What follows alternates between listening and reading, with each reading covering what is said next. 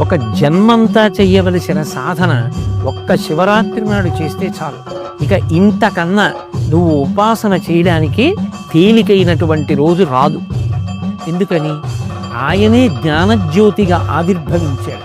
యావత్ బ్రహ్మాండం నిండిపోయేటటువంటి జ్యోతిర్లింగంగా వచ్చాడు. ఈ రోజున ఎవరు నన్ను ఉపాసన చేస్తారో, ఎవరు జాగరణ చేస్తారో వాళ్ళని నేను అనుగ్రహిస్తానన్నాడు. 84 లక్షల జీవరాశులలో దేశకాలములను తెలుసుకొని, ఆ తిథి యొక్క గొప్పతనాన్ని తెలుసుకొని ఉపాసన చెయ్యగలిగినటువంటి శక్తి ఎవరికి ఉంటుంది? ఒక్క మనుష్య ప్రాణికే ఉంటుంది. అందుకే జంతువునాం నరజన్మ దుర్లభం.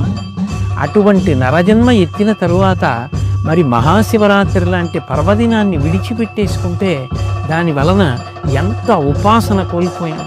అలాగే మహాశివరాత్రి ఒక సంవత్సరాన్నంతటినీ కూడా ఒక రోజుగా ప్రమాణంలో తీసుకుంటే అత్యంత పరిపుష్టమైన దైవానుగ్రహాన్ని వెదజల్లేటటువంటి కాలం.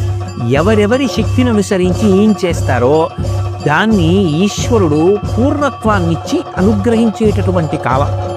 అంత గొప్ప కాలం కాబట్టి ఆ కాలాన్ని దుర్వినియోగం చేసుకోకుండా ఎవరు శివానుగ్రహం పొందడానికి ప్రయత్నిస్తారో వాళ్ళందరూ కూడా ఈశ్వర కృపకు పాత్రులవుతారు.